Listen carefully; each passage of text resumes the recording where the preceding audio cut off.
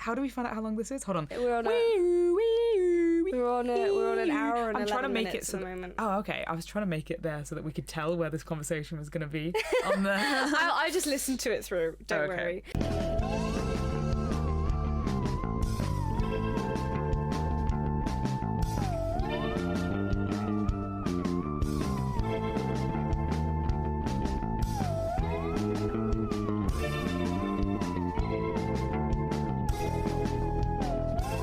Welcome to the Vampire Book Club. My name is Jamie, and this is... I am Charlie. The podcast where we review Gothic literature and literature that we consider Gothic and talk about how crazy it is. This week we have Matthew Lewis's The Monk. Yay. I'm excited about this one. I'm excited as well. Slightly bigger than the Castle of Otranto, but our notes are sparser. So we promised that we'd be more prepared, and we just haven't been at all. No. So this is gonna be interesting. But I am excited. Jamie, what were your impressions of The Monk? Let's start there. I've got the Oxford World's Classics edition that we bought from our university bookshop. It looks far older than it actually is because I dropped my dinner all over it and sort of half dropped it in the bath as well. I'm just terrible at reading, taking time aside to actually read. I always just read a book whilst I'm doing general activities. But I like the cover of it. It's got a very spooky Ambrosio, the eponymous monk on the front of it. The monk. The monk. I was very excited to read this because it's like it's like the granddaddy of Gothic fiction. Fiction. It is, yeah. It's kind of like follows on from the legacy of the Castle of Otranto and goes even further and is more bizarre and grotesque and hilarious. And yeah, I really enjoyed reading it. It was a lot of fun. Did you think it was surprising? I'm always interested in this because I always read the plot of a book before I read it. And I never do that. So I have never had the experience of being surprised by things, but it seemed like people were surprised. I was surprised. I was very surprised by when we read the plot out, viewers, listeners, you'll get a sense of what I'm talking about. But I was very surprised when Rosario was like, "Father, I am a woman." I don't know where the confession that Rosario was making was going, but I certainly didn't think that was the conclusion that we were arriving to.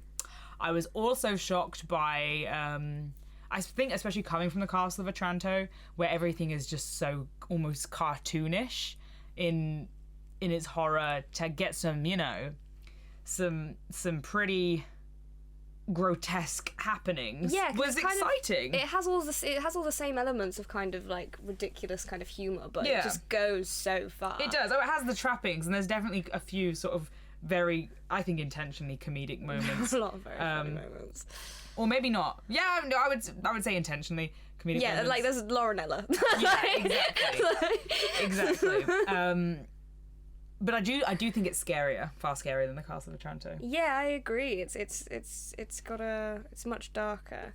And yeah, I think that's kind of like, it's kind of written for the sake of like being so kind of like salacious, and it was banned, and then it was allowed to be published again, but like it was like all the words were changed, and like desire suddenly became like his emotions because it was like so salacious and so radical. I would summarize my especially having finished it, I believe that it is a sensationalist work of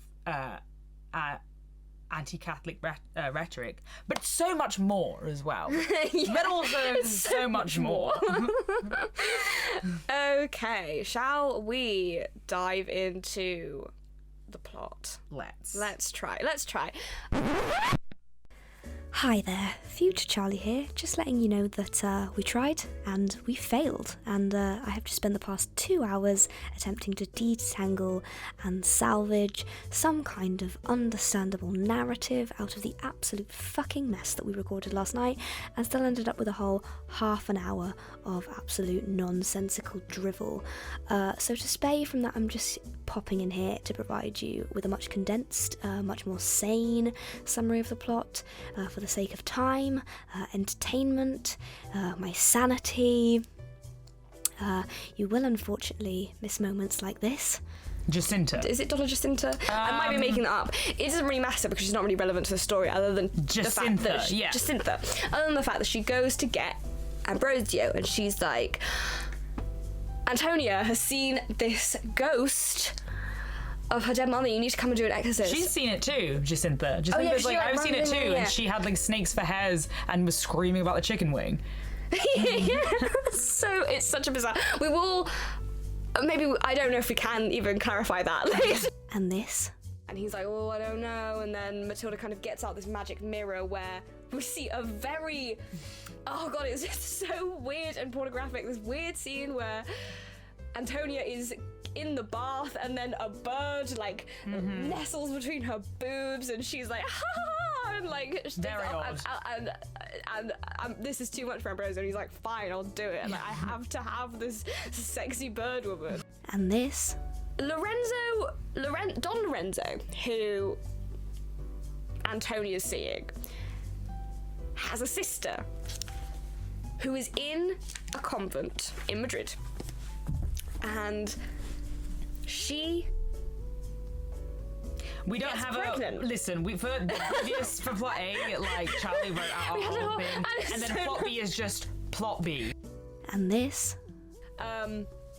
who happens to be related to Antonia in some way, but that's neither here nor there because it's all so weird and interconnected.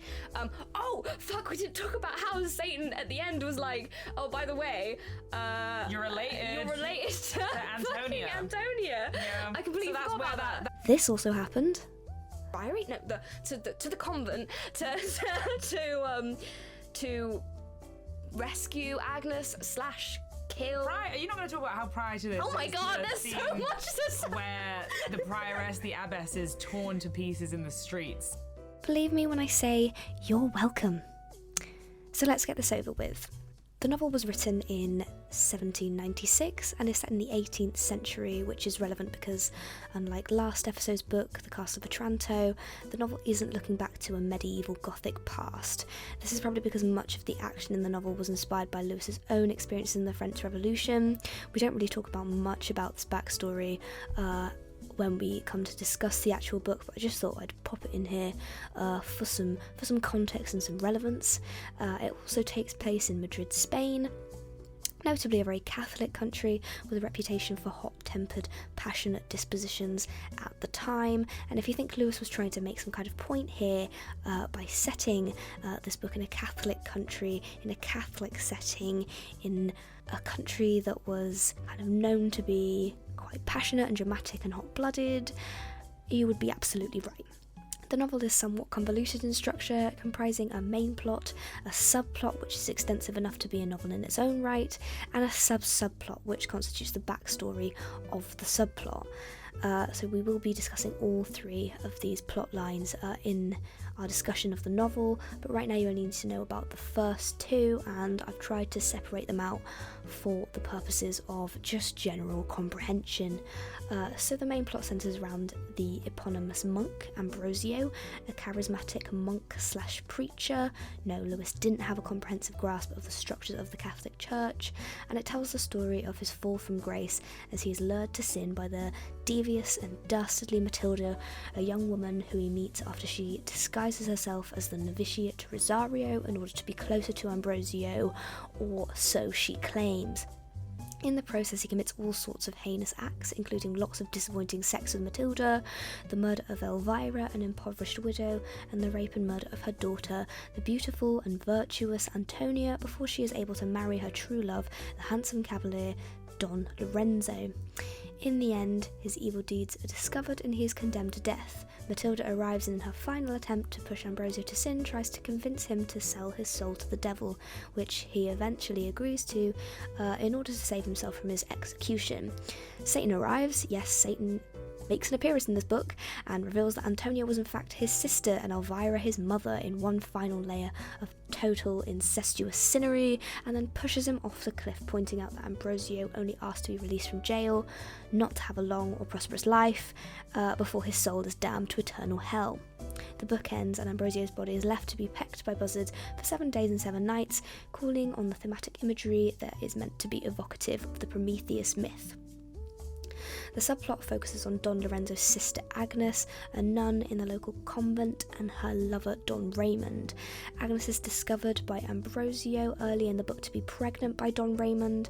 Ambrosio calls for her to be punished by the prioress, and though he initially demonstrates a crisis of conscience and later remorse for his ill treatment of her, he ultimately does nothing to help her and doesn't really feature again as a part of this story, leaving Agnes to be locked up by the evil prioress and left for dead. There is some kind of convoluted back and forth between the evil prioress and Don Raymond and Don Lorenzo as they try to rescue Agnes and discover her fate. At one point, the prioress tells them that Agnes has died, which leads them to incite an angry mob of common people who attack the convent and violently murder the prioress for her crimes. But it all works out in the end because they eventually find Agnes alive and she gets married to Don Raymond and they live happily ever after, even though her baby, which she has given birth to at this point, has died and is now rotting in her arms when they find her. It's a gross description, but that really is the sanitized version. And that's basically the end. But there you have it. A brief summary of Matthew Lewis's The Monk. And now let's enjoy the rest of the podcast without all that fuckery. Now, already, so we'll get into the We're going to try and subplot. keep that briefer, and we've failed miserably. So, we don't really... Okay, we'll talk about the C-plot later because... Yeah, we'll talk about it later. For now, let's just talk about how bonkers that structure is. There are stories within stories within stories. You know, we only gave you the A and the B plot. The C plot, which is like the whole backstory of the Agnes Raymond thing, is like a whole movie in itself. Like, it's a whole thing. And it goes on for like 3 chapters and you kind of forget what book you're reading. Yeah.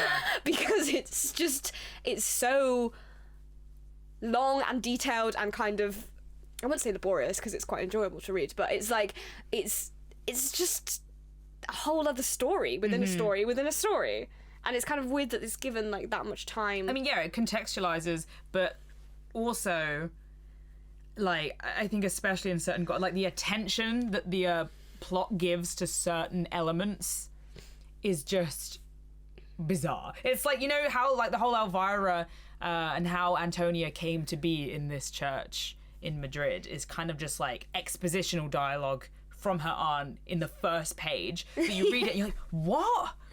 What the fuck is going on? But then you get how Raymond and, he having... Yeah, and such random bits of it irrelevant as well. Like that bit, the Elvira backstory, it kind of feels irrelevant and then turns out to be relevant. And then there's this whole chapters-long sequence where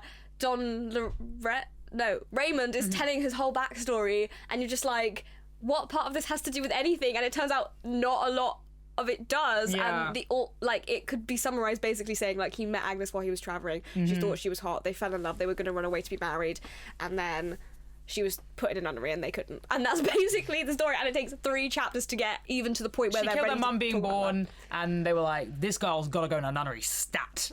Yeah. to appease God. So it's obviously a very, how should we say it? Like, it's a very salacious, there's a lot of drama, there's a lot of twists and turns. Ghosts and Spooky things. spooky Everything happenings. kind of, every sentence kind of ends with a bang, and like, it's so kind of not like a sort of dry, old, like, philosophical work. Like, it's very juicy. It's juicy. It's a juicy. It's a juicy definitely read. juicy. It is a juicy read. And probably the juiciest of all the bits in the book are probably the characters. So should we start by talking about old Ambrosio, the monk for which this book was named? We should. What do you think of Ambrosio?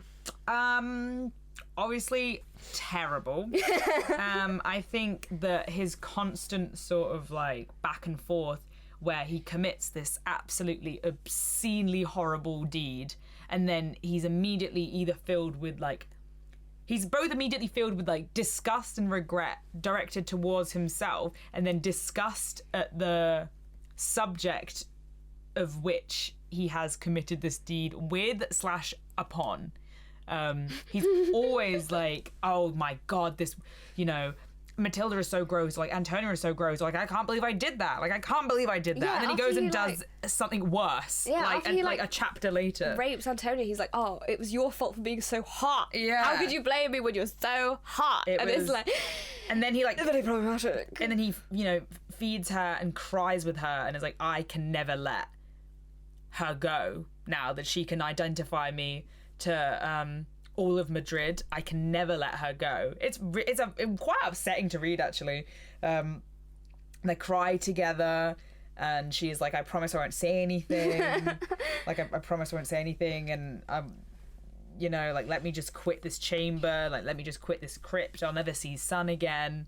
And he's like, no can do, like I need to maintain my status as the biggest and bestest monk in Madrid.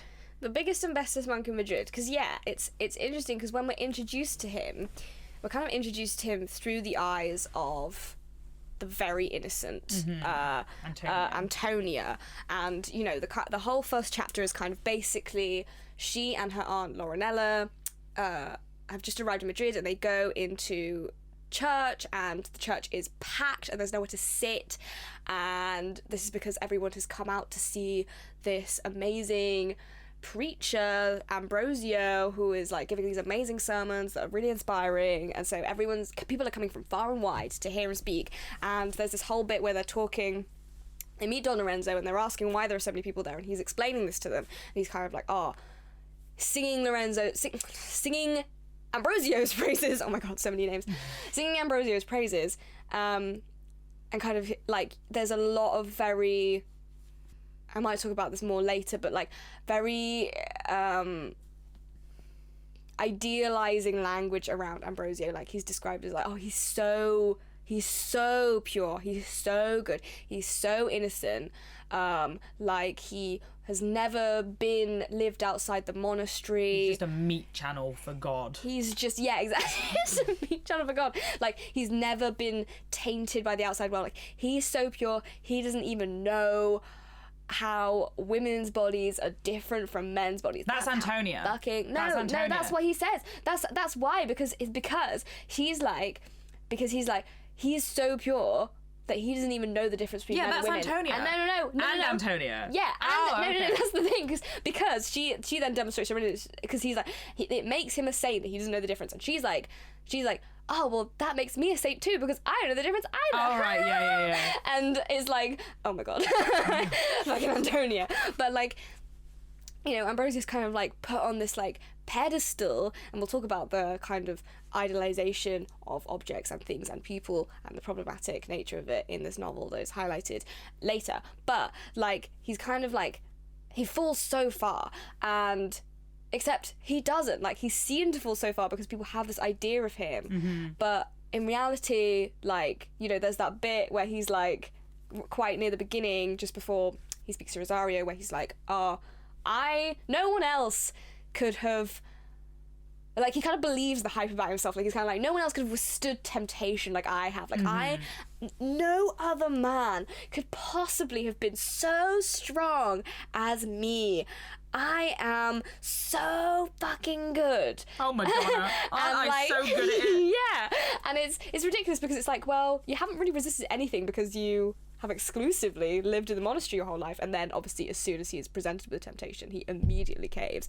And So it's kind of like he spends a lot of time as well addressing a portrait of the Madonna in his room and being like, I'm just attracted to you as a painting. Like, if you was an actual woman. Like,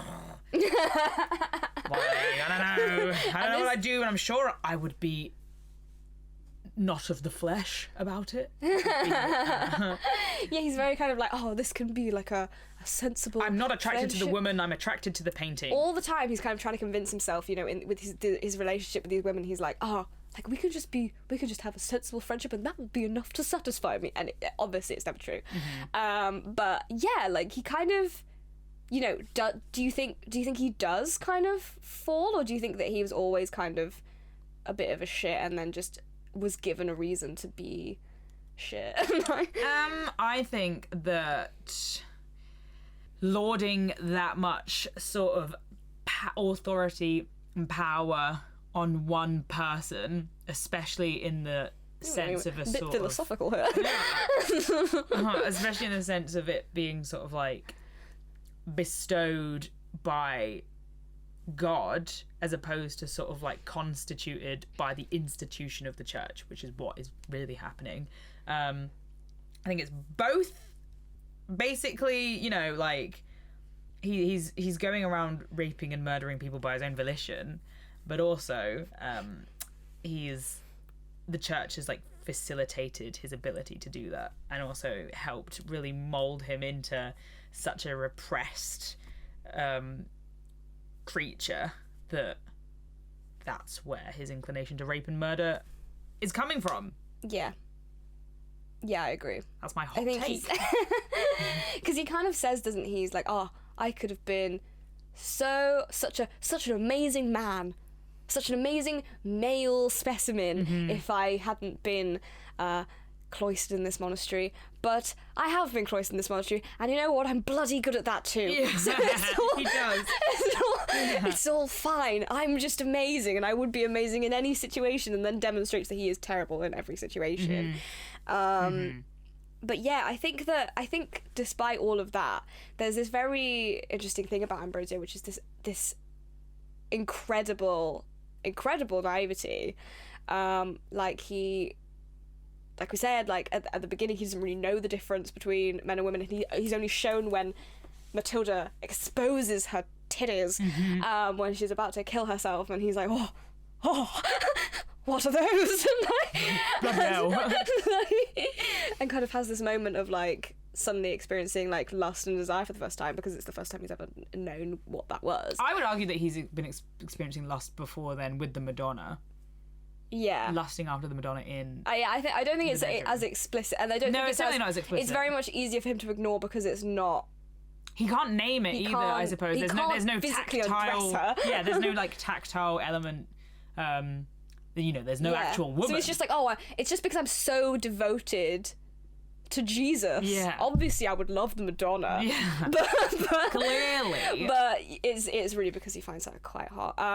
But yeah, no, he kind of has this really strange innocence, like where he doesn't realise that he's being manipulated. And I think Lewis does something quite clever, because I think that we, to an extent, also don't quite know the extent to which he's being manipulated, because Matilda's such a well-written character. I'm kind of never really sure of what her ultimate motivations are. Like, we think we know, and then there's something more behind that. He is also like sort of confused over that. Like when she gives him the opiate to send Antonio to sleep, like he has a little moment where he's dropped it into her drink, and he's like, oh my god, wait, what if this is actual poison that Matilda's given me because she's jealous of Antonia and wants me back? Like, even he's very unsure of what her motivations are and like whether to trust her or not, but sort of ends up doing so because his lust is so potent. Yeah, and it's this very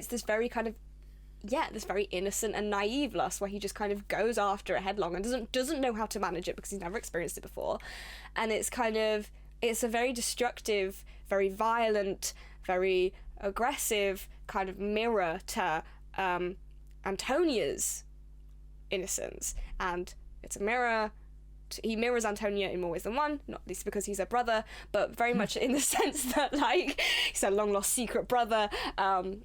but very much in this way of like this just innocence which becomes like detrimental to their well-being. Like, because Antonia, you know, she's so innocent, she's so pure, she's so good, and it's like she doesn't realize what's going on until it's too late, because and there's like that bit as well where she's like, he comes in and she's reading her Bible, which he notices has been like edited by her mother Elvira, to kind of protect her from all the kind of more salacious, more racy bits of. I think that bit is like extremely emphatic in Matthew Lewis being like, do you kind of get where I'm going with this book? Like, he's really trying to beat you over the head. Pornographic texts in circulation.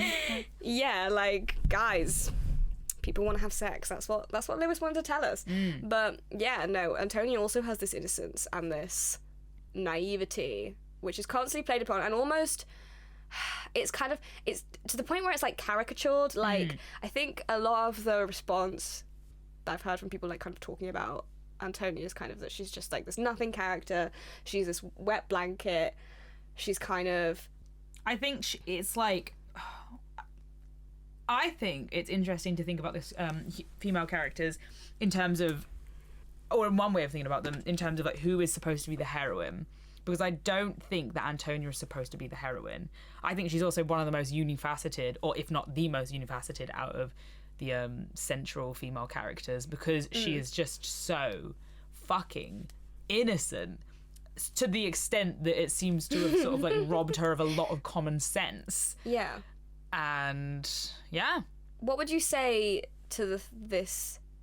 Actually, no. Let's ask that. We're going to talk about the rest of the women. Okay. And then I'm going to ask you a question about the representation of women. Okay. And see where we land with that. So, as you say, Antonia is very innocent, and also so is her love for Don Lorenzo. Don Lorenzo, also another kind of someone that people see as a sort of nothing character, as this kind of, you know, he's just there as like a stock hero, as like she's there like as a stock heroine, and that's kind of really juxtaposed by the contrast between them and Agnes and Don Raymond, or maybe just Agnes. Like, Don Raymond's also kind of a bit wet blanket as well. But yeah, like Agnes, who is this very sympathetically written character who... She's artistic, she's a bit witty. She's artistic, she's witty. She makes a very well-articulated case for herself when Ambrosio discovers her note and is planning to condemn her. She endures one of the most... don't... Like... She endures one of the most, traumatising... things I think that could happen to a human being, and comes out of it, you know, pretty cogent and lucid and like coherent, and is like, well, I guess I'm getting married. Yeah, basically, yeah. And yeah, kind of also has this kind of quite unfortunate backstory of, you know, she's kind of forced into this nunnery. She doesn't really want to go into this nunnery. This is fundamentally a misunderstanding on Lewis's part. Well, maybe not a misunderstanding, but like he's very much like hamming up the fact that like Catholicism is like a prison. Agnes is kind of treated by her family where she's kind of forced into this position where she has to go into the nunnery, but she doesn't want to. She wants to marry. She wants to be with Don Lorenzo. She wants to express her love and her sexual desires in a healthy way.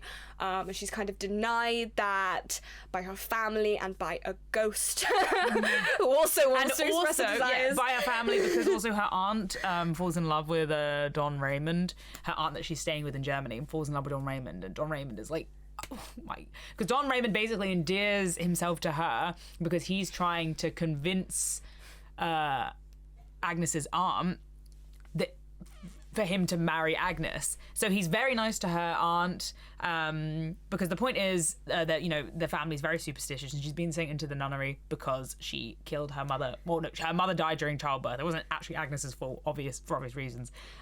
But when Don Raymond's going to admit to Agnes's aunt that he wants to marry Agnes, he's like, I have a confession to make. And she's like, so do I. I love you. I love you. And he's like, this is really awkward now because I was don't love talking you. about and I was your, talking. your niece. He doesn't say that, and then she's like, "Oh my god! When I find out who that woman is, I'm going to tear her limb from below." And Don Raymond's like, "Oh, that's crazy. She's just like another woman. She's just someone you don't need to know who she is. She's just another woman." And then they're found out they implicate themselves, I think, in the way that they're standing, or they're in some sort of embrace or whatever. And then she's like, "You're never going to be with Agnes." And Raymond's like, "Oh, fuck. Just quit your family." And Agnes is like, no. My dad might seem like a twat to you because he's decided to condemn me to a nunnery forever, but I still really love him. So I shan't." And Don Raymond's like, okay. And then Agnes changes her mind. Yeah, she changes her mind when she realizes she will have to go to the nunnery. She doesn't want to. Because she's kind of a spirited, lively, quite masculine character. And I want to talk about more about that later in relation to Ambrosio. We talk about sex and gender.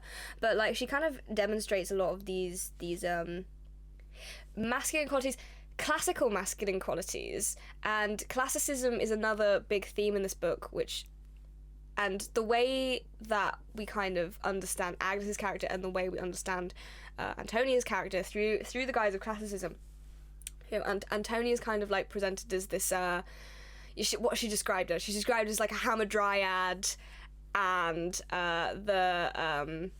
the Venus statue with no arms, and kind of like all of these classical motifs which kind of represent kind of like a lack of agency and kind of virginity, and the hamadryad being like this nymph which kind of dies when it has sex, and that's obviously because being a virgin is such a big part of her character, that's obviously very relevant. But for Agnes, kind of demonstrating more kind of like masculine qualities, like she experiences like eros and thumos and acts on those, and comes up with this mad scheme to like break away from her family, and like it doesn't work out, but like, and she does it again when she tries to escape from the nunnery again. Like she has this kind of like just really real like spirited thumotic drive, which and also when she Ambrosio is really lacking. Yeah, when Raymond basically infiltrates the garden or the grave or the cemetery or something like that to meet her, she's like, she wants to stay away from him, like wants to stay away from him. No, this is actually ignore that I've just said that. What happens is they start meeting up. He explains to her the situation, that how she came to find herself in the nunnery, which is to do with the bleeding nun, a real life ghost. But basically they start hanging out in the garden. They eventually shag.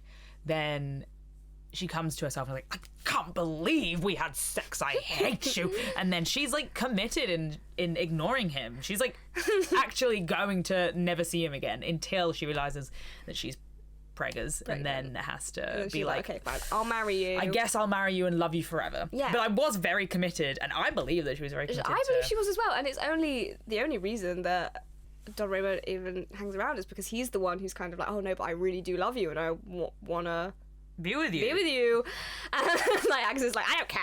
Yeah. "Oh wait, no, I'm pregnant. Okay, fine." Like, I guess maybe we can work something out. Get me the hell out of here. Yeah, and kind of because at that point, obviously, she's worried for the future of her child, because she gets attached to the child very quickly. Yes, and then she loses it, and it's very tragic. But she has a happy ending. So happy, yeah. She does have. She has a happy ending. She has a happy ending, as Lewis describes it. Yeah. To what extent we kind of just was like a bit lazy and not really feeling like expressing postpartum depression, or like the fact that she's lost her child. Yeah. Been imprisoned for a long time. Like she's had a baby. Like so yeah. We don't really get such a faithful demonstration of how an actual woman might have acted in that situation. However, Agnes is still a badass. Another badass. The best badass. Matilda. Baddest bitch in the game. Matilda. New dress, blue flame. Matilda's one of those characters who I'm like, God, I really want to not like this character as much as I do. Partly because I am just a resentful little shit, and so many of like the kind of, you know, the classic like feminist characters, I for some reason there's this thing in me that actively wants to be like, I don't like them. And I don't know why, because there's really no good reason for that. However, I'm just a contentious little shit, basically. And I was reading this character and kind of thinking like, oh god, I know exactly what kind of discussions we're going to be having in class. Oh, how great is Matilda, blah blah blah, she has agency, blah blah blah, and just like being really bored by that whole topic. But she's so cool. She is really cool. Like, she's like this demon queen who just has like layer after layer after layer, and literally, like, the thing about it is, it feels kind of silly because, you know, when we kind of think about female characters, we're always like, we want them to be multi-dimensional and we want them to be multifaceted and have all of these different, you know, layers of personality. And Matilda has that very literally, because she's literally constantly peeling off a mask and revealing a different person underneath. I think it's interesting as well, like the juxtaposition between her as somebody that facilitates these terrible things that Ambrosio is doing, and the actual material harm that Ambrosio is doing with his raping and murdering and all the rest of it. But she's like portrayed it very intentionally to be like the more fallen one, because she's made a contract. She's got a contract with the devil. But like Ambrosio is like, well, so long as I don't make a contract with it, I'm like fine, I'm cool. So long as I don't sign any contracts, I'm away and flying. So, but he's the one committing the rapes and the murders and all the rest of it. Yeah. Like, she doesn't really do anything that satanic apart from like... She doesn't do anything that satanic. Yeah. She also, you know, she's always described as being manipulative and what else. But she actually never at any point suggests that he do any of these terrible things. She's just like, I know you want to do this. He always comes to her with this thing, is like, I really want to do this thing, and she's like, okay, well, let me help you do that. Like, she never actually says like, you should go and rape Antonia and kill her mother. He's like, he wants to do that, and she's just like, okay, well, I'll help you. I'll be then. an accessory to that. Yeah, like, because again, like I said, I'm like quite openly with the devil. Like, I'm being she's quite pretty open by this point about being like, I'm communing with the spirits, blah, blah, blah, blah, blah, like in the bottom of the crypt.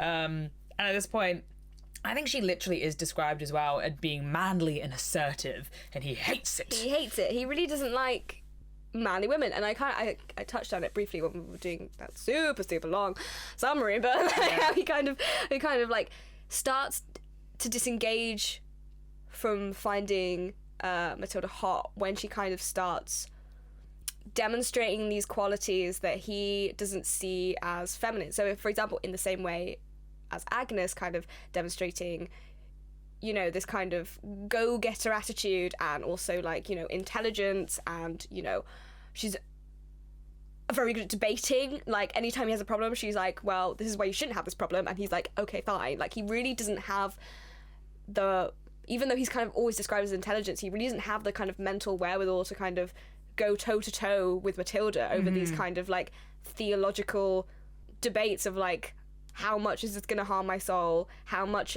responsibility am I taking?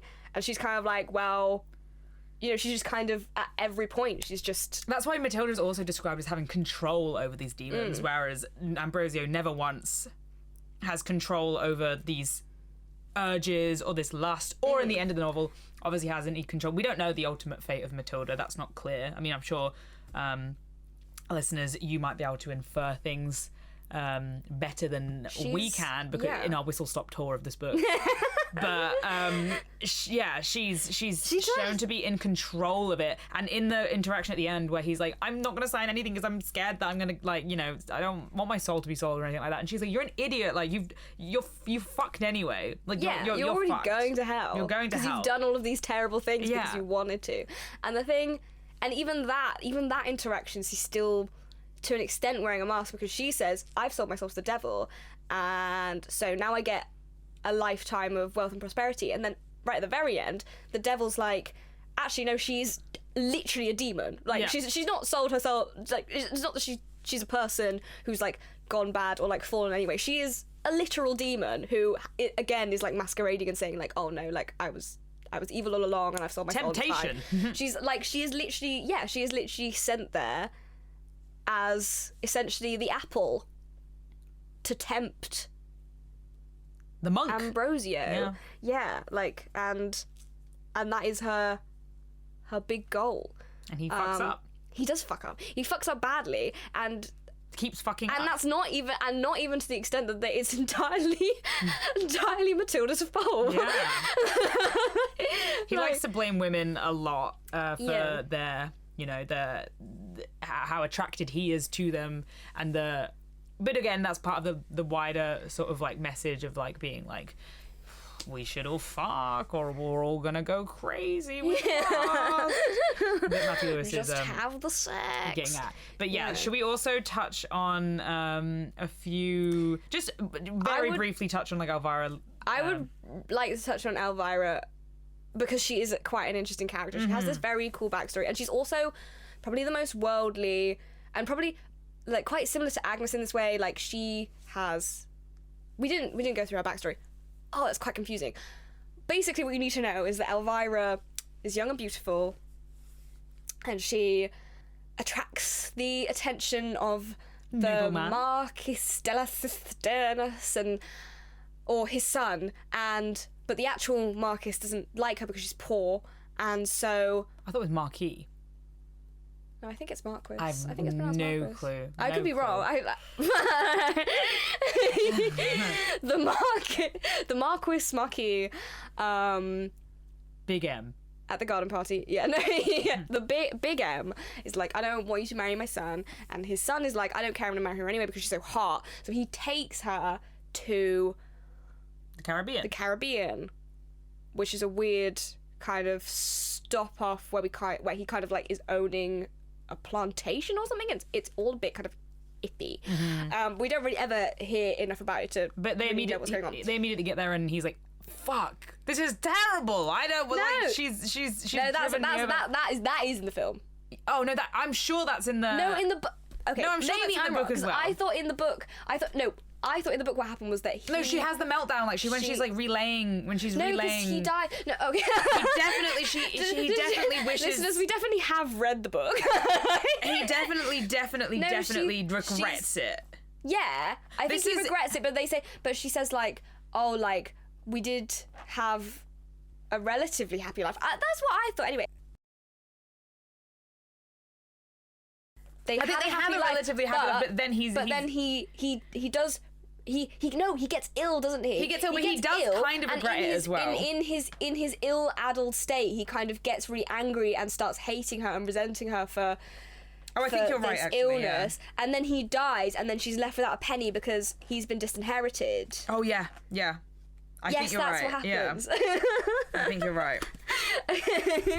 And so she kind of has this very worldly backstory, and she understands with this kind of preternatural sense that her daughter is in danger in a way that no one else really does. Mm-hmm. You know, Laurenella's even there when Antonio gets approached by the gypsy and is kind of like, you're gonna die soon. I guess, and yeah. Laurenella's like, oh, this is stupid. But Elvira's always having like these dreams and these prophetic visions and stuff like this, where she kind of feels that something is wrong and something is about to happen to her daughter.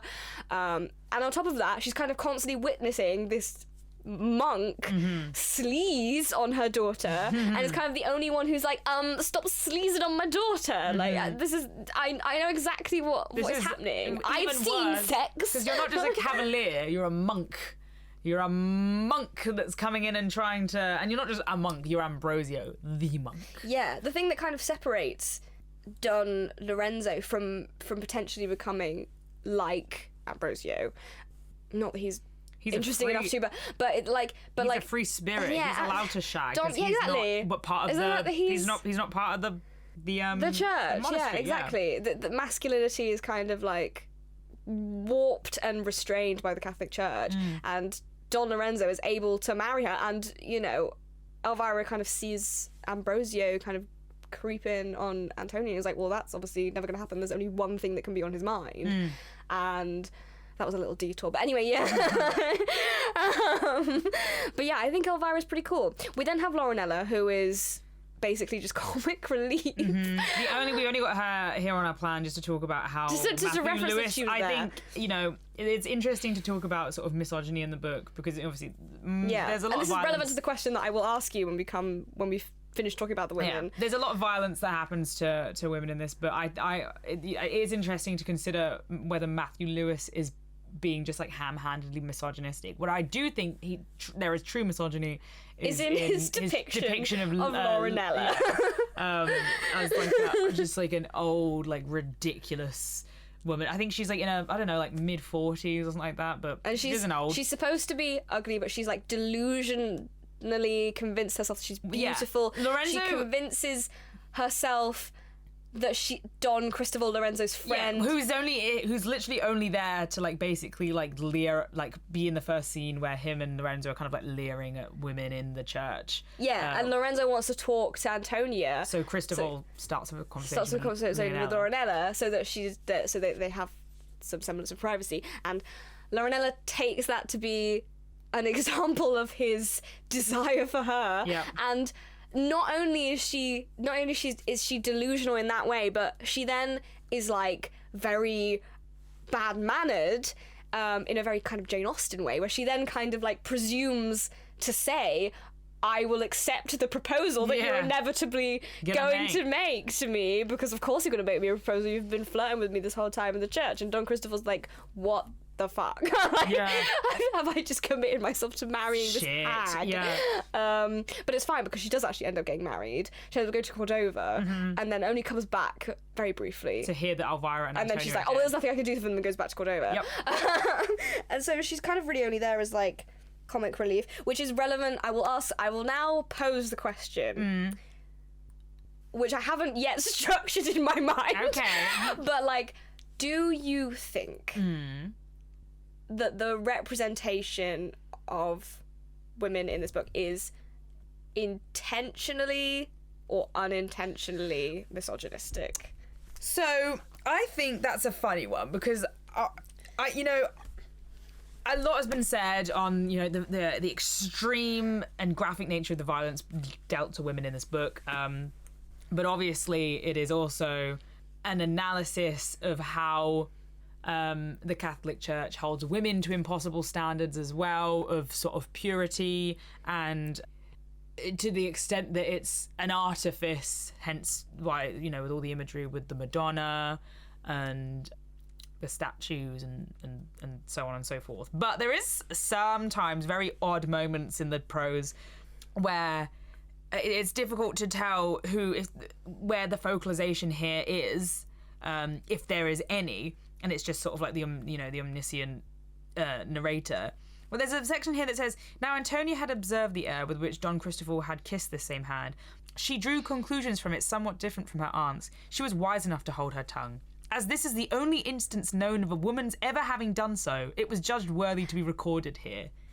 Like, where did that come from, Lewis? I'd forgotten about that. Where the hell did that come from? And Yeah. whose opinion are we supposed to believe that is? Because we were quite firmly rooted in Antonia's focalization there. So where the fuck did that come from? Yeah, was that just like a random expression, a personal opinion just sort of inserted into... It's very weird that the writing style has this very kind of colloquial, it's like you are being told it by a person rather than just reading prose. As within that bit, the writer kind of makes commentary on the things that happen. And where did that come from? Yeah. There's really... It says ever having been recorded here, but there's no sort of prefacing of the monk being a book that's been found, or let me tell you, dear readers, a tale. It's it sort of just goes into scarcely had the Abbey Bell told for 5 minutes. We're quite firmly in the scene. Story. It's just it feels again, I think because of that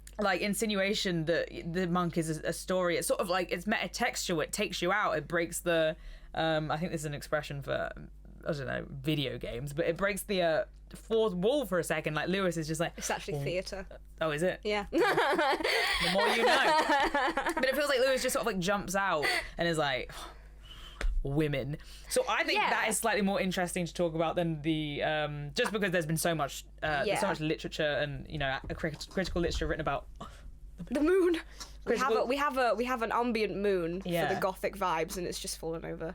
It only sits. Yeah, put it against the converse. Lovely. Beautiful. Yeah, there's been a lot of critical literature written about that, and I bet about the comment I've just made there as well. But that's what stuck out to me the most. Yeah. Is these just like completely random It's- moments of like, Yeah. women. He has this kind of like it is this weird kind of like disparity between like this very clear, concise theory that like what this novel is intending to do and what Lewis really wants you to believe is that like the idolization of anything here represented through female bodies is fundamentally harmful. It doesn't live up to the realities of life and actively aids violence and destruction because you can't live up to it, and so it's just going to be torn down essentially. And so this kind of character of Antonia, who kind of everyone sees as being a bit of a wet blanket, I find really interesting because she's kind of this kind of perfect ideal of perfection. And she goes through all these moments where like when we see people view her and we understand the way that people view her, like there's a random bit quite near the beginning of the book where Don Lorenzo's just met her. He's overcome. He's fallen in love with her. Like he's amazed by her beauty. He wants to marry her. He goes and falls asleep in the church for no reason, and then has this very weird fever dream where he kind of like, which also has this element of prophecy where he kind of like imagines marrying Antonia in the church, and then her being kind of torn away from him and spirited away by this monster. And, you know, this is obviously very prophetic of, like, you know, what actually happens to her in real life. Like, you know, she gets destroyed, Lots taken. of prophecies around Antonia. She gets, you know, there's a lot of prophecies. Like, you know, she has to die. She has to die. At least three And this different instances of her being told that. Yeah, and this is very much the point, is that, like, she is so perfect. And part of her perfection is her virginity. And, like, you know, there's this whole theme of Eve of the Wedding Night with her and Lorenzo, and kind of, like, which is similar in a lot of ways. It has been compared to Frankenstein, and Mary Shelley was very much inspired by this novel when writing Frankenstein. But kind of like, you know, she's so pure, she's so innocent, she's so virginal that, like, as soon as in his dream when he marries her, you know, that's the part where they should theoretically consummate the marriage and have sex, but instead she's spirited away and destroyed by this monster. And in real life, like, when she, you know, is raped by Ambrosio, she is killed because she cannot exist in the minds of these men or in the world that they've created as this perfect thing anymore, because she's no longer perfect, and so she can't exist, and so she must be destroyed.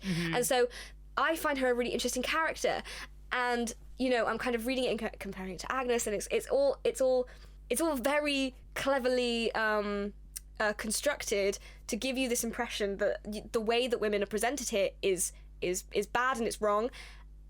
And then you have characters like Laurinella, who are literally just there for comic relief. And I think that's, you know, where the sort of like lick of real kind of misogyny is. All the rest of it, like exactly. you said, That's is like what I mean. a construction It kind of, you have this whole lofty theory that you can really get behind and you can really read so much into, and then it's completely undermined by these moments, like that quote that you just said of like this weird omniscient narrator who just joins in and is like, oh, women never shut up, do they? Am I right? And, you know, then Laurinella's there being just like comic relief. And, you know, I think there is maybe an argument to be had where it's kind of like, oh, well, maybe in the case of Laurinella, like, she, you know, she could have been a man, like, there's no reason, like, she just happens to be a woman, there's no reason why the comic relief can't be a woman. But it's the fact that the comic aspects of her are so so intrinsically related to femininity, like her beauty or lack of beauty, her desire to marry, like her the fact that she's a spinster, like the fact that she thinks that everyone's in love with her. Also the fact that, you know, we have to remember that the male is the standard, and that when it's female, like, when that's an active decision that's been made, and so Lewis has chosen to make Laurinella a female and just then decided to do that. And it's like, well, this isn't like that. Yeah, that's where it's so I am torn on that question, because I'm like, there are genuine moments where you can believe that this is a book that's very like anti-misogyny and kind of represents that very well, and then moments where it's also all about just very misogyny. misogynistic. Yeah. Exactly. Yeah, it's a head scratcher. It is. It's a little old head scratcher. But moving away from the characters now into some of the ghosts themes. and spooky happenings. Yeah. The ghosts and spooky happenings. Yeah, let's talk about Probably the ghosts and spooky most central happenings. theme to do with the Gothic. Probably the most central theme to do with the Gothic, and relating quite well to the point that we were just talking about. My favourite part of the Gothic, anyhow. Which relates quite well to the point that we were just made. We were talking about the bleeding nun, and this kind of this haunting. So let's, because we didn't cover it in our 20-minute exposition. I'm sure I can summary. give you like literally a 10-second one. Okay, Jamie, please explain the bleeding nun. Bleeding Nun created in the a house in Germany where Agnes is staying with her aunt and uncle, I believe. Aunt and uncle. Family. In this house, there was a baron previous and a woman called Beatrice. Can I remember why she was there? No, I cannot. But basically, she is his mistress and they are shagging. But she asks one day to be made his wife and he refuses. So she's like, he has to die. She kills him because, you know, like I just said, he's condemned her to be a concubine and a seductress, and she wanted to be a wife. But yeah, she kills him because of that. So arguments to be made there that a murderess is probably a little bit worse in terms of Catholic, in terms of sort of like Catholic judgments made on women than concubine. But regardless, she kills him, and then the Baron's brother, who I believe she starts sleeping with as well, kills her, and then God creates the bleeding nun, not permitting her to rest, to punish the Baron's brother, who she wished to like elope with and marry. So that's the creation of the bleeding nun, baby. That's the creation of the bleeding nun, and how she is presented is when Don Raymond is in Germany and meeting Agnes. She's supposed to be haunting this castle, and their whole plot, but like they don't really believe it. She's only meant to show up once every 5 years, and then their plot is to Agnes to dress up as the bleeding nun. Agnes to dress up as the bleeding nun on the night that she's supposedly meant to appear, even though they don't think that she does. And everyone will let her pass because they're so scared of her. She'll jump in the carriage and they'll elope. So Raymond is waiting outside with the carriage. Bleeding nun gets in. He gets a real ghost. He gets a real ghost. He gets the real ghost. Yeah. The real ghost wants to marry Don Raymond, and we have probably the funniest bit of the whole book where he breaks like all of his legs and arms. Breaks and, like, all of his legs and arms. The carriage crash because Declare- the horses are so scared because there's a ghost in the back. Yeah, and there's a really like trad spooky bit where they're like, oh, where he like the carriage falls over and Don Raymond's like, oh, where's the woman I was with? And the person who's come to help is like, oh, there was no woman with you, and it's like, woo. And then they get back and she just comes to him every night and haunts him with this terrible poem that he wrote for Agnes, and it's so funny. But yeah, this is kind of like a character who in life experienced great kind of like personal violence, who has been held in the stasis of limbo that she can't rest for the sake of a male character. And because of that, like, you know, she doubles quite nicely with Agnes, where it's very, very obvious as to that Lewis wants you to think that because Agnes is literally going to dress up as the bleeding nun. Yeah. You know, there's a lot of doubling in this. Yeah. In this novel. What did you think of the bleeding? Did you find the bleeding nun scary? Did you find her? No. Did you like? What were your impressions of the bleeding nun? Because mine are just kind of just a bit ridiculous. I thought like she had more of a fear factor until like she was nearly exorcised and she was like, no, I won't quit him, I shan't. And then I want to marry Don Raymond. The exorcist is like, listen, we'll bury your bones and like do like 20 masses, and she's like, that'll do. That's fine.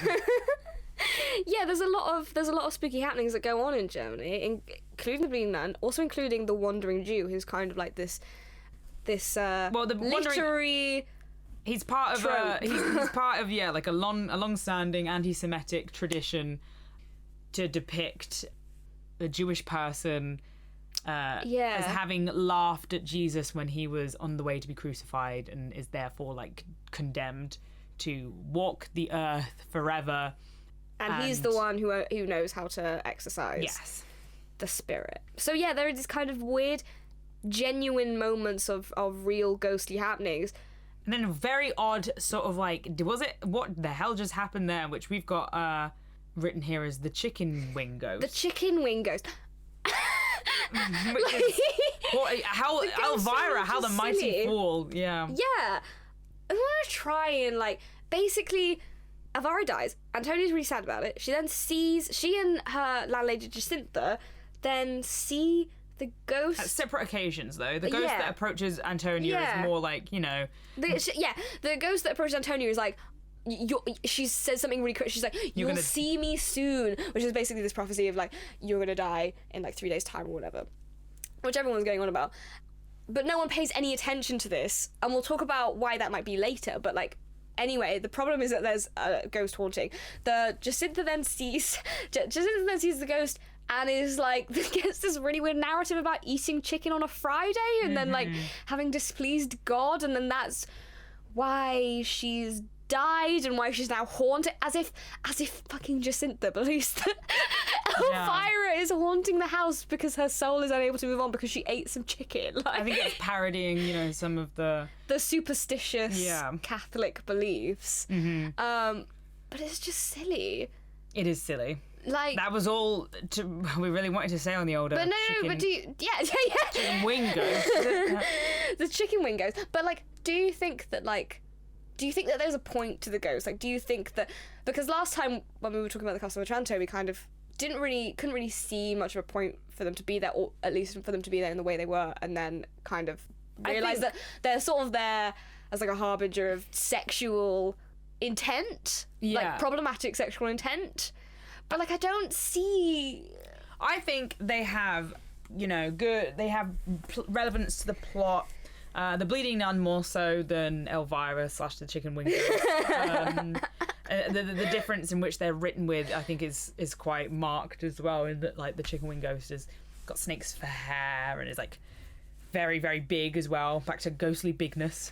But Elvira seems like a more of a charged with sort of like intent. Like, it's not just the same thing with that instance of Elvira's ghost manifesting and the Bleeding Nun, is that they have things to do with their lived lives or the living in general that are unresolved. Meanwhile, sort of the Chicken Wing Ghost is just a manifestation, a parody of a sort of like a Catholic transgression eating the chicken wing on a Friday. Meanwhile, Elvira is there to warn her daughter that she's going to die in 3 days. There feels like, to me, to be more of like a reason for these things to be happening, and more a sort of like that's not to say that there aren't ridiculous bits with the Bleeding Nun, like we were talking about. That poem is pretty, but I'm blaming Don Lorenzo for that. He got her into it. But that whole section... Not Don Lorenzo, Don Raymond. But that whole section with Don Raymond, again, it goes on for chapters, and there are bits with bandits, and like, he lives... It just goes on for so long, and it's like, so much of it is kind of like, you could have just like, did this need to happen? Did this need to happen in the book? Did you need to tell me this? Like, so many of the ghosts, and it's interesting because unlike the Castle of Otranto, it feels very natural for those ghosts to be there. Yeah, I agree. Whereas it doesn't really in the same way. But I kind of want to interrogate that, because I'm kind of like, but why does it feel natural? Because the real scary parts are the horrible sexual violence. The sexual violence, the murder, like this monk like falling from grace and committing all these, atrocities. Not even that, but just like, the you know, the whole ordeal that Agnes goes through. Yeah. She's like tortured by these nuns, and like, you know, this horrible prioress who like is basically condemning her and like lying and just being a terrible person. It's like, that's the scary bit of the story. So the ghosts are just there for fun, and it works really well because it's quite a fun book, but like, it's sort of, they don't like, they don't really need to be there for the story to be frightening, or to even just happen in the way that it happens. I think the Bleeding Nun does for Agnes. I don't know. I think like all of the plot C could theoretically have been left Omitted out. and just told in like just told in like a... Oh no, you're probably right. Actually, Like the Bleeding if we Nun just doesn't have have to her be in the there. nunnery, and then I have to get out because I'm pregnant. I suppose, Yeah, like, exactly. yeah. You don't need to have all that. You could just been like, I met Agnes while I was travelling. I thought she was really hot, but she was taken into a convent. Like, there doesn't need to be this whole plot of like, we tried to get her out, she dressed up as a ghost. Like, the ghost wanted to marry me. I was bound to this ghost, and like, I had to lay the ghost to rest, and I had to get this to help of this you know, kind of vampiric wandering character. You know, it's just so like, it's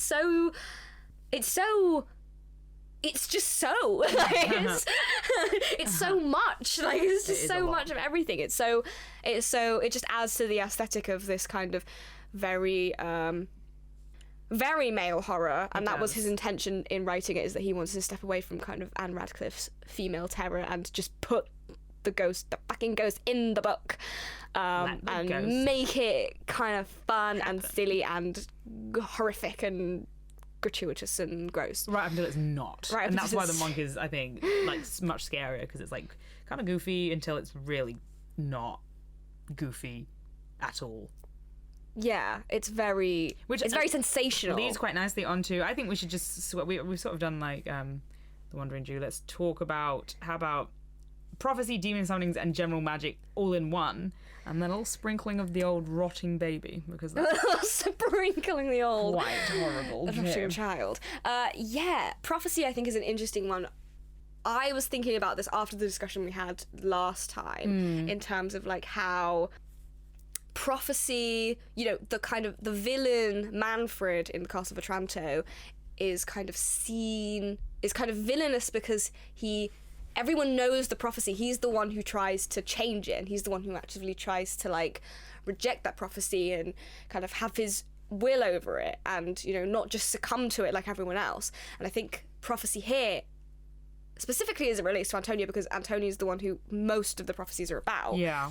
that her virtue is kind of signaled in this way because she is given this prophecy over and over again that she's gonna die, you're gonna die, you're gonna have a terrible time of it. You know, she gets it from the gypsy, people are having prophetic dreams about her, a ghost comes to see her and tells her she's gonna die in like 3 days, and she ignores all of it. She doesn't, she literally... I don't think she's necessarily ignoring it. Well, she is. certainly- She's definitely ignoring it, but I think she's ignoring it because it's supposed to be representative of how almost pathological her innocence is. But that's what I mean, is that she's kind of seen as like part of the reason that we're meant to believe that she's good is because she does not take any time to engage with these prophecies that are Being shoved in her face. being shoved in her face and predicting her doom. Like, she just doesn't. She doesn't. There's, you know, the first one where she's walking home with Ornella and she comes upon a gypsy woman singing, and I used the word because that's the word that's used in the text. The traveller singing, and is given this prophecy that you're not gonna get married, you're not gonna have a happy life, you're gonna die young really soon, it's gonna be painful, it's gonna be horrible, but then you can go to heaven. And this is a horrible thing, and she doesn't even get the prophecy because she wants the prophecy. Laurinella wants her fortune told, and the traveller's kind of just like, no. Like, you're really boring, you're really old, you've got nothing left to live for. A little funny sort of prophecy for her that talks about how old she is and gross. Yeah, she's just like, you've lived your life already, there's nothing left for you. Which actually turns out to be completely wrong, because she goes off and gets married. Yeah, she does. But she's not young and beautiful, so it doesn't apply. The prophecy rules don't apply. But yeah, like, and she just kind of like you know, she's kind of shaken by this prophecy that she's going to die imminently for a moment, and then she like goes and has a cup of tea, and then she's kind of like over it and just never thinks about it again. Even when her mother comes to her and is like, you're going to die in 3 days, and like is having all these dreams of being like, I'm really worried about you. She never thinks of it. And yeah, this is kind of meant to be like the signal of her virtue, whereas, you know, if we contrast that with Ambrosio, he's not given a prophecy in the same way, but he is kind of like, he knows that if he sins, he'll be condemned to hell. And so he knows that when he is sinning, That's where exactly he's what's that going to do. Yeah.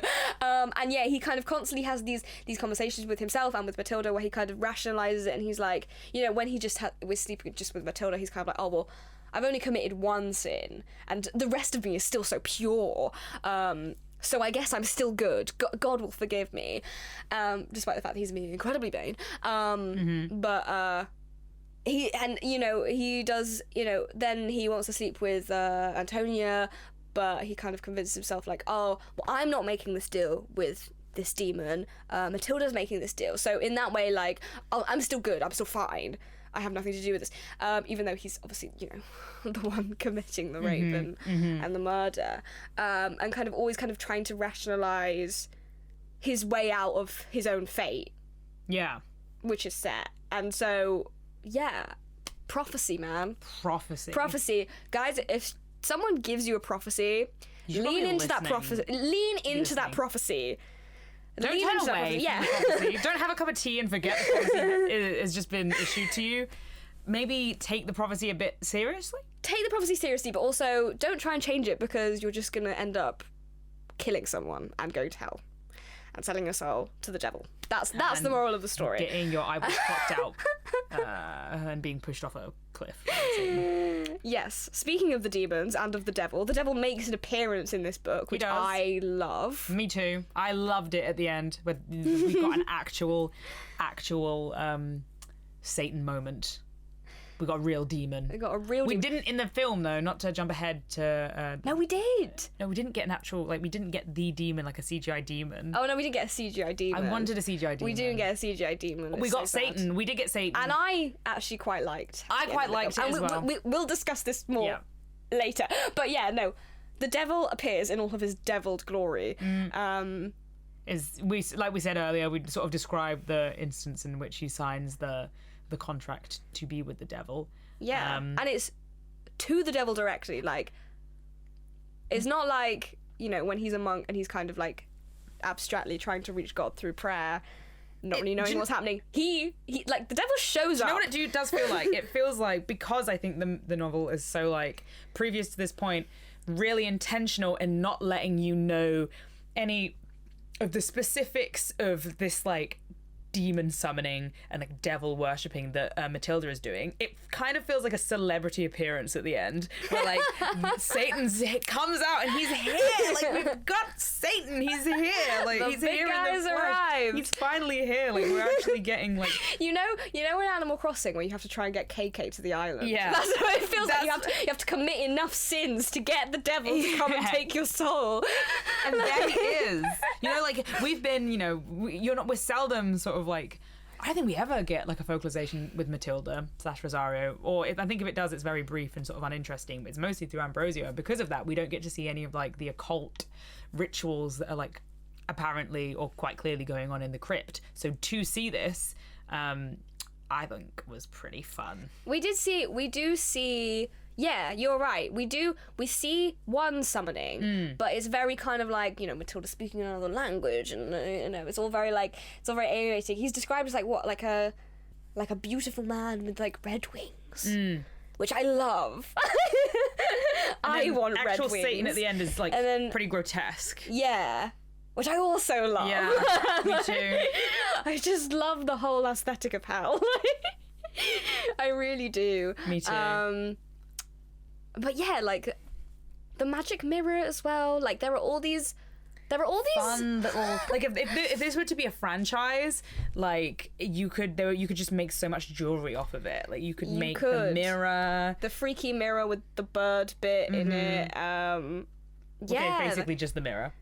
Yeah, just the mirror. You could have the book. You could have Rosario's hood. Matilda's book. You could have yeah, Rosario. Just all of the things. Rosario's hood with like a little popper flap to expose your breasts at any point. Whoa. Yeah. So that's all the spooky bits, and they show up genuinely. We'll now contrast this with the real life danger that is present, and that we have touched on is unavoidable because it's just so gratuitous. But yeah, crime and punishment. Crime and punishment. To do with, so again, like when we're discussing sort of like, I suppose the supernatural and then the less supernatural, like the real life, the things. The natural danger of human beings trying to like rob each other, which is in reference to the C plot, which we have sort of alluded to quite unhelpfully throughout this, without really giving you a proper summary. I'm not going to give you a proper summary. I'm just going to sort of tell you that Don Raymond is traveling.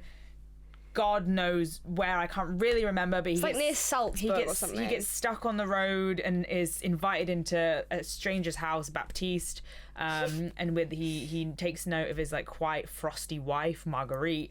And they turn out to be bandits. And then they turn out to be bandits who want to kill him and rob him. And also the Baroness is there, who is Agnes's aunt, the one who fell in love with him and then prohibited his marriage to Agnes because she was in love with him. She's there. They both escape unscathed, but there's quite a horrendous scene where they're riding past the barn where all their servants are, and they can hear them just getting like butchered. And also, and we never touch on that yeah, again. Exactly, like the very real life danger. You know, our characters are just completely surrounded by danger. Yeah, this sort of world each turn is fraught with danger. You know, you can't trust the nuns, you can't trust either the you're monks. with God and you get punished, or you're against God and you get punished. You're just a humble servant trying to take the horses to the barn and you get slaughtered in your sleep. Like, where are you to go? Yeah, there's kind of, and it's interesting because everyone experiences all these like grisly events in their lives and all of these happenings, and yet, you know, you have this kind of, obviously, you know, Christian narrative where people are kind of saying, well, you just have to, you know, accept God and then, you know, you'll go to heaven. But like, there's never any narrative of this happening. Like, there's never any like reconciliation of like, you know, even with kind of Antonia, kind of there's no kind of assertion that she's in a better place, or like that she's, that, you know, like it's just kind of. Well, I always thought that there is an assertion that she's in a better place, because there's the dream that Lorenzo has where you know, she's like, she fights off the demon, or she's like being attacked by the demon and then goes up to heaven, which are like, that's kind of like I'm not sure about that. And then you get to the end where, like, you know, Ambrosia is literally carried off by by Satan, and you're like, well, I guess it's like conceivable that she's gone up to heaven, but like we don't know that exactly, and it's never kind of something that's ever brought up, which is interesting because obviously this is quite an anti-Catholic novel. The French Revolution will do that to you. The French Revolution will do that. That is one way to lose God. But like, sorry, I'm trying to find the best way to express this, because for this world that's created that's so heavily Catholic and so heavily corrupt Catholic, where all of these things are going wrong and people are having all of these terrible things done to them. You know, the fact that Lewis deliberately kind of leaves out any kind of like moments of salvation or like eternal happiness is really telling. I mean, it's like, even in terms of like the masses, like you've got like the masses who are being preached to, tearing apart, you know, the abbess in the streets committing a terrible sin, and being willing to do that, you know, to turn against a member of the church so willingly. And also this abbess herself has like imprisoned a pregnant woman and just like left her to die and starve and to bury her own baby. So like everyone is just the novel like, sort of fucked. Isn't ever at any point kind of like condemns that as being like a terrible thing. It's like, he's just, you like, know, the kind of the situation I think that the situation with the abbess is particularly interesting, and I think that because of the involvement from the public and the general crowd, because I, a few years ago, wrote a little essay on Dracula, and in the process of writing this essay on Dracula, I was looking for some examples of Gothic villainy and some quotes that I could use and cite. This isn't relevant, but I did come across, maybe it was like I can't remember what it was, but it was something written or something I read that kind of stated that like the Gothic villain is a violent agent for humanity. What I mean by that is kind of like, you know, if we take, for example, Ambrosio. Yeah, let's take Ambrosio. Ambrosio is, you know, violent and terrible and aggressive and, you know, this sinful man. But what he's really expressing is kind of like a pushback against this repression, this sexual repression, this cloistered freedom. You know, he's kind of never been allowed out of the monastery. He's kind of never had any experiences or any real life. He's kind of never been able to fulfill his potential, which is something that he recognizes himself, even though he doesn't necessarily see it as being a problem at the time. And so, you know, him kind of committing these sins in this very atrocious way is violent, is horrible, and it's disgusting. But it's him kind of reclaiming that aspect of like humanity and his freedom. And the crowd is a very interesting way of applying this theory, because obviously the crowd are the masses who this is meant to apply to. And so you know, in the first scene when they're in the super busy church, it's kind of shown to be sort of like a kind of like what's the word, sacrilegious, that they're all like kind of stood on these statues and kind of like of these saints and kind of like not hanging off taking them, it, and the boys like kind of not taking these images of these saints which they're meant to worship like very seriously. Like it's kind of like hinted that you're supposed to be like, oh, that's not a good thing. But by the end of it, obviously, like what we realise is that the true monster is the Catholic Church. And the fact that the common people turn on the abbess and kind of reaffirm that they ultimately are the moral arbiters, and they no longer answer to this system of Catholicism, and that Catholicism now has to answer to these people instead. And you know, they obviously, again, in a very violent way, reclaim that aspect of their humanity. And so, yeah, like I think that Crime and Punishment is a very interesting thing, because it's kind of like, well, it's a very Gothic thing as well, because it's like, well, these people, these characters have done terrible things, but also in a way are kind of at the same time like aren't not necessarily justified, but like have a reason. There's definitely a reason for doing it. There's definitely a moral argument to be made for having done this, even if it's not one that we necessirely will subscribe to. Not necessarily like a moral instruction, but like a moral depiction that Lewis is trying to lead us to. Yeah. Quite obviously. Yeah. Just in accordance with the narrative as well. Yeah.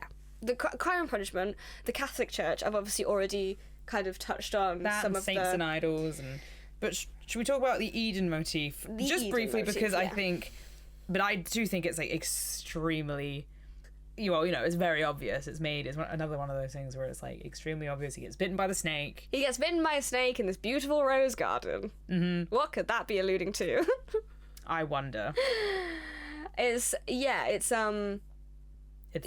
kind of in the same way it kind of associates, it kind of brings back that theme that's constantly kind of referenced in this book of like sin and knowledge being like fundamentally entwined, not because necessarily the snake biting him in the garden is what's happening there, but because, you know, obviously the theme of like the story of the Garden of Eden is like, you know, she eats an apple from the tree of knowledge and that's how they learn shame, blah blah blah. But like, you know, we've already spoken about this, but kind of like in the beginning where Antonia and Ambrosio are described as being so innocent because they don't know the difference between the sexes, and, you know, Ambrosio doesn't know what lust is because he's never seen a woman's body before. Matilda shows him her tits, and only then is he kind of like knowledgeable enough to be able to lust, and that's when the snake comes in. And yeah, I think it's a very...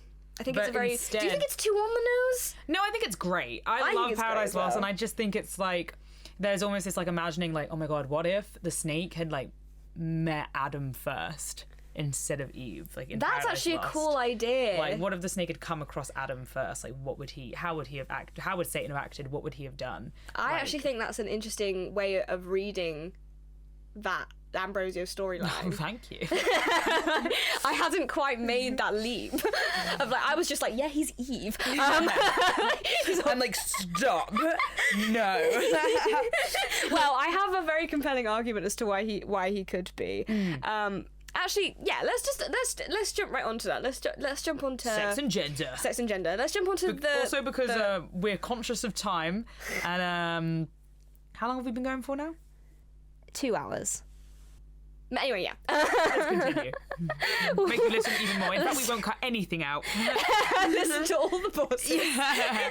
And all the little bits of us going, we'll talk about that later. Next time, I don't have an article to hand in, so we so will organised. actually have a plan next time for the Italian. The Italian is going to be such a good episode, listeners. Just you fucking wait. And I can't stress enough, when we get to Twilight... you don't even... Anyway, moving on. So, yeah.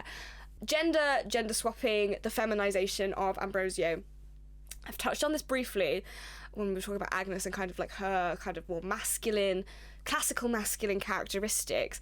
Ambrosio is kind of the opposite, and, you know, that's because of his monkly duties. He's obviously cloistered, he's taken vows of celibacy, but, like, it's described in this way that, like, he's just this very innocent, effeminate girl. Yeah, he's like this, like, I like, you know how, like, Ken dolls, like Barbies, have just, like, got no genitals? Yeah. It's, like, described as that until he's, like, the opposite, where he has no, like, face or anything. He's just, like, a walking pair of, like, I actually really like genitals. that. I like that. That is a Look good at bit me, of imagery, Jamie. coming out with some zingers right You at the really end. do. You really do. I'm gonna remember this. I'm gonna reference this in my essay. Source Jamie in our podcast. Yeah. So, he's described in a very effeminate way. Like, he, as I've said before, you know, he doesn't know the difference between the sexes. He's never even seen a woman. He doesn't even know what a woman is. He's like, and, you know, he kind of makes these allusions to himself as well. He kind of says, like, oh, if I'd, you know, not been brought to this monastery as a child, like, I would have been an amazing man, and I've had all these manly qualities, and maybe I've been a soldier, which is obviously this, you know, very visceral imagery of male testosterone, it's quite, which he has been kind of like restricted from. It literally says it's like it's not natural for him to be this timid, and he's been made fearful by the Catholic Church. Like, yeah, and like he's very clearly been. I described it in class as a kind of social castration, but like how he's kind of just like seen as this kind of he Matthew Lewis kind of represents him as this character who's been completely cut off from his gender and his sexuality. And so when he's kind of exposed to these things, not only like in the external world, but about himself, it's kind of this... It can only be this kind of devastating situation because he is not... He's had like this violent metaphorical castration. And I had a point about it to make, and I've completely forgotten it. I just think like the gender swapping or the gender role swapping is very, very interesting in the way it's kind of used, specifically like how it relates to kind of like queer readings of the text, and how Matthew Lewis was probably gay. Yeah.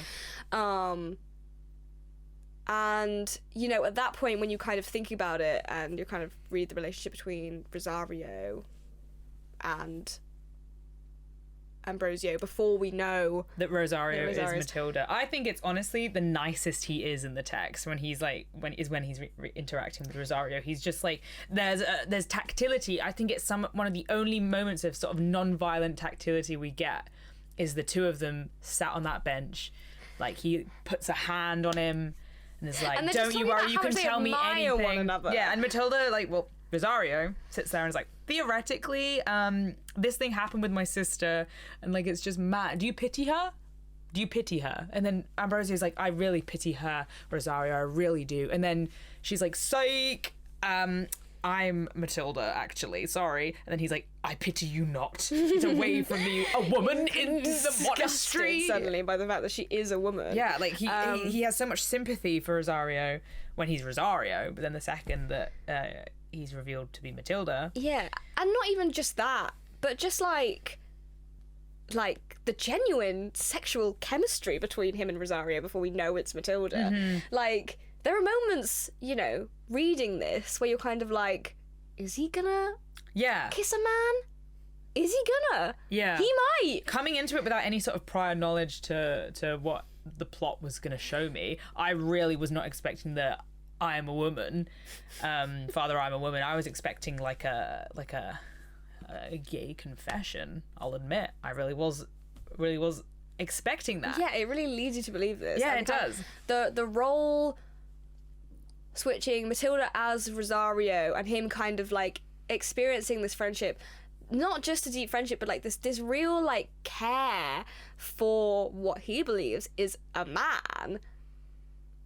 I think it's very. I think it's interesting as well how he is a character. He's sort of like Rosario / Matilda as a character is very sort of duplicitousness and like deceit is very foundational to her, but also not really. I suppose I'm sort of like revising my argument as I'm making it. Yeah. In that we were she's talking so about, duplicitous, but not duplicitous at all. But also, as we were saying that, like, she's like, well, she is, I suppose, duplicitous in the fact that she is literally a demon, I guess, like masquerading as a woman, and she is temptation, made incarnate. But also, he comes to her and is like, hey, I want you to do, like we were talking about earlier. But I do think it's interesting, like the idea of sort of like the infiltration into the monastery as not just a devil, not a devil, a demon, but a woman as well, I think is just interesting.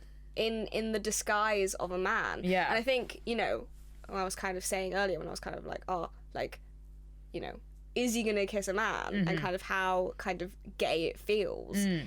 I kind of also, going back to my point previously, it feels very heterosexual because he's so effeminate. Mm-hmm. He's so effeminized. And like, when there's he a kind and of Matilda, heterosexual consciousness to it, for sure. Yeah. And when he and Matilda kind of like consummate their relationship, and it's kind of super disappointing. Yeah. And, there are a lot of reasons that it could be disappointing, and one of them is premature ejaculation. Mm-hmm. Which I like to think of, because if you read it, like, he has sex, and you kind of like, it's this kind of like building of tension, and oh my god, it's so passionate, oh my god, they're both so horny, and oh my god, then they have sex. And the next chapter, it's like, just these short staccato sentences. It kind of consistently, another gay thing, kind of consistently starts with he. Yeah. Just affirming this like male presence. I think that's interesting as well, especially in how like sex is depicted following like when he has sex for the first time with Matilda. He's like filled with horror and melancholy and like terror and like trepidation after it, and it's sort of this like desire to like naturalize sex, but neither paint it in this sort of like, oh, he's suddenly so fulfilled after like having sex, like he's suddenly so fulfilled, like he can suddenly see like, oh my god, like this is what I've been needing to do. Like Ambrosio doesn't see, he's not like, oh, this is this is natural, this is what I need to do. Like there is still like, even in having sex, it's sort of like, because it's been repressed in him for so long, it's just like a completely like warped desire now. And I think also in like premature, I was about to make a point, I've completely forgotten it now as well. In like premature ejaculation, I suppose is kind of representative of sex as a whole throughout the novel, as like not what it's Not what it's cracked up to be. Not what it's cracked up to be. And but not what it's also, cracked up to people be. should be allowed to have it. Yeah, not what it's cracked up to be just because of all the Repression the and the mythos denial, the kind of yeah. repression around it. But also just because, and I was saying this to you the other day, how like it's just gonna be disappointing when you have sex with a 30-year-old virgin. Yep. Who's never even like not even just like a virgin, like never had sex, but like never even kissed or never even like masturbated or anything like that. Like he's gonna have no stamina. Just thinking about it purely, you know, from the game perspective. From the game perspective, he's gonna have no game. And so when you're reading this kind of relationship between him and Rosario, him and Matilda, and this kind of like sexual tension that's building, and oh my god, and then it just turned out to be this kind of like Yeah, exactly. this kind of like nothing where they both kind of roll over and dissatisfied. Yep. And full sort of horror and terror. Yeah, fear. and obviously we never find out whether he actually does ejaculate prematurely, but like the you know, as I was saying, like the sentence structure change, like you get these really suddenly short sentences.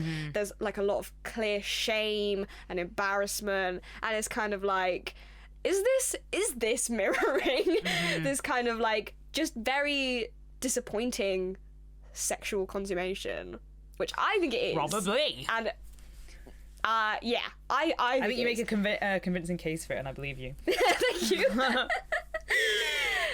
Yeah. Should we do your favourite subject? We're going to talk a little bit about some incest. Some incest. Well, it always has to end with incest. There's always an ending note of incest. Always has to end with incest. And I think incest is quite curious.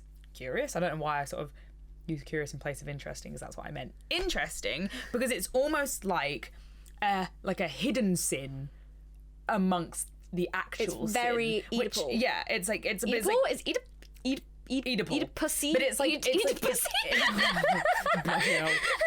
It's like hidden beneath like the it's like hidden beneath like, you know, the sin of rape. It's like, not only did you rape, you did an incest as well. So, and that's hidden amongst all the kind of like the deception of how he even got to the monastery, and like the sordid past, and like the way he gets to the monastery. We should actually touch on this backstory just briefly before we get into this. Is that let me remember it. Elvira. I can't remember this at all. So you better be confident. This is what I believe. This is what I believe happens. Elvira meets this dude who wants to marry her, whose father won't let her marry her. She already has a son. No, this is. Yeah, I believe so. She already has a. No. I think this is the son. I think he was like created by the two of them, but then she like quickly leaves to go to the Caribbean, and then he gets left behind. They think he's dead. That's it. So they have a son, and they then have to flee because of this mean dad. She's too scared. Big M wants Elvira gone, and so she has to leave her son behind, and she leaves him in the care of her someone. It doesn't really matter who basically just drops him off at monastery. Yeah, she's like take care of him. She's like, I will, and then immediately leaves him in the monastery, and there's like, sorry, your son died. And so that's how he ended up at the monastery, and without anyone knowing like who he really was. And there are obvious parallels, as I was saying. It's very Oedipus. There are obvious parallels throughout the whole novel, and we've touched on some of them already, between the conflict between classical and Christian narrative traditions, and kind of like the themes and the kind of references tell you a lot about what you're meant to be thinking, and generally it's all terrible. When it's Christian, that means kind of like impending doom. When it's kind of classical, it also means sort of impending doom, but just on an unprecedented scale. Yeah. And kind of this is one of them, and sort of thinking about, you know, Ambrosio and Antonia is sort of like a mirror for one another in terms of their innocence, and they're so alike. It's kind of like, it's because you're brother and sister, mate. It's because you're brother and sister, but it's also like, you know, there's a sense that the narrative can't really separate them I don't know what's about to come out of my mouth. Can't really separate them like from one another, because there's this sense that their fates, their whole personalities, their ways of being are so similar, so alike. And it recontextualizes his like lust as well as something that, like, because he tries to sort of explain it away so often, it kind of like thematically recontextualizes it in like, by this, you know, it was bad the whole time. It was bad the whole time, man. Yeah, and it's interesting that also these parallels are also exclusively drawn between the female lines of his family, like his sister, for whom he's a mirror, his mother, who's Elvira. There's also an element of incest, and I don't know if I'm reaching here, but I think it's an interesting concept in my head of like how, you know, the picture of the Madonna, who happens to be Matilda, forgetting everyone's names. You know, Matilda has this picture commissioned and like snuck into the monastery for him to buy, and then he's worshipping the picture of this Madonna, and it's all very kind of like in the same vein of like, this is a bad way to kind of idolize people. As fuck. What was I talking about? Yeah, she is. Well, yeah. So like how it's this picture of the Madonna, the Virgin Mother, the ultimate mother, the ultimate representation of feminine purity, who he finds this kind of super strong, you know, inexpressible kind of, he's drawn to it in this kind of inexpressible way, this mother figure, like it's kind of, in a way, when he kind of ends up sleeping with Matilda and he kind of discovers that this is her portrait. He knows at the time when he sleeps with her that this is her portrait, and he's been worshipping it, and he's like, oh, of course, it makes sense because she's so hot. Like, the fact that he's drawing this, the fact that there's this parallel drawn between a mother figure, an idolized woman, and Matilda is kind of like also sort of a way of enacting those incestuous desires, which go beyond just like lust, like you were saying, but also goes into the fact that he feels an affinity with women, and also the fact that he has never known his mother or any of his family, and kind of is like reaching out for that in the only way he can, which at the time is for her tits. Very true. I'd never thought of reading of it that way as well. Some crackers at the end. Listeners, apologies for the first half an hour. We got there in the end. We've got some actual theory. We do. Shall we touch on for a couple of minutes just the film, just mentioning insane points on the film?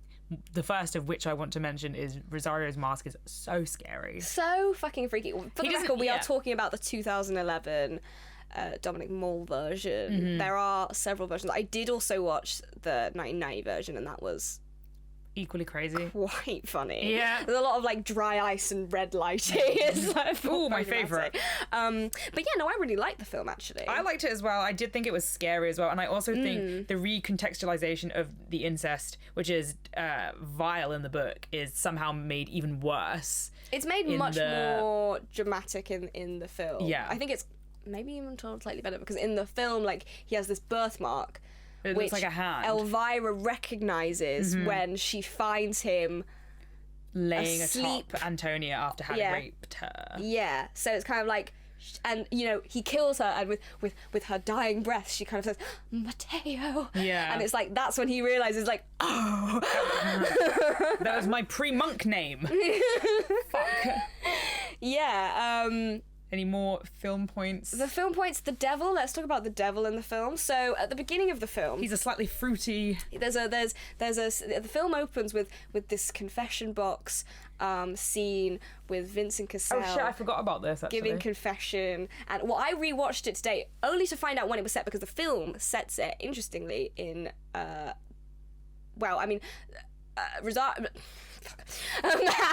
was left at the monastery in like 1594 or something, so right. It's set 30 years later after that, so like the 1630s, which is 200 years obviously before it's actually set. And I was looking to find out because I knew I would talk about it.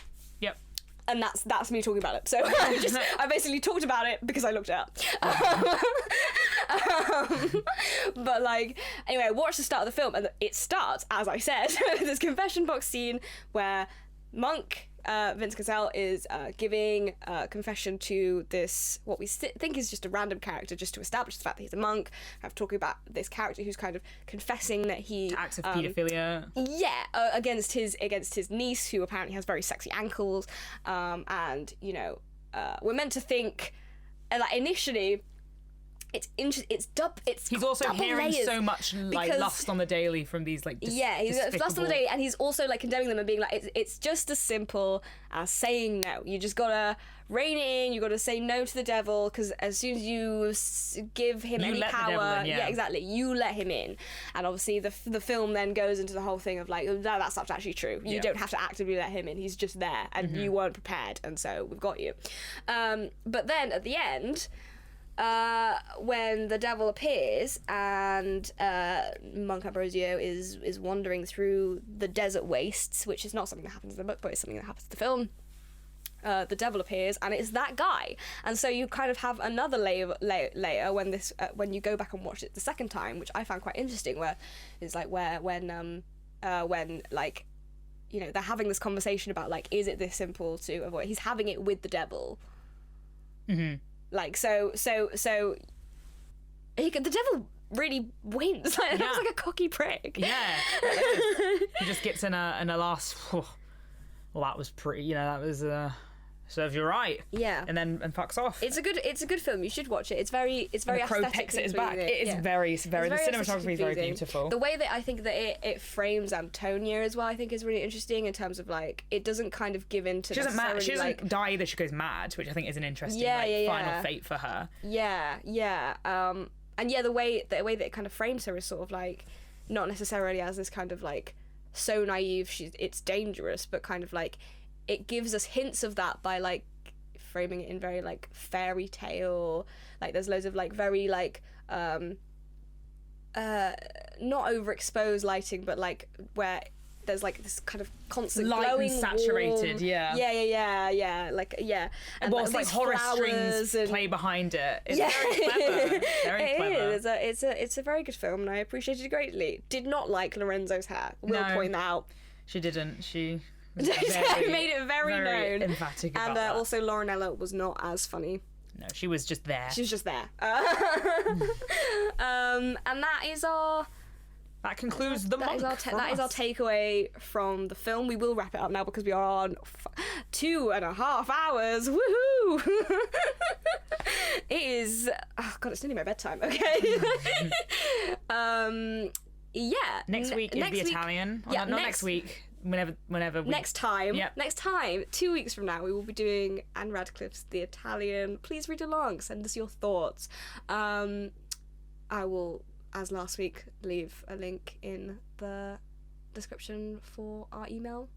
Please write to us, join in, tell us what you think. Yeah. Tell us what you think of this book, tell us what you think of The Castle of Otranto, tell us what you think of any book. And tell us what you think you'd like us to read. Please don't be intimidated by our very critical and very cited readings. Which have been probably completely lost by our mess of a plan and stumbling through. Well, I was just about to say that this is anything but extremely critical and very cited, and is at most sort of a collection of funny thoughts about it. A collection of amusing So send us yours. Yeah, send us yours. Yeah, we enjoy doing this, and that's that on so that. we will be back, basically. Yeah. You can't stop us. So, yeah, The Italian by Anne Radcliffe. We will be back in 2 weeks' time. Until then, stay spooky. And goodbye. And goodbye. Wow. Can you press stop now? Wait.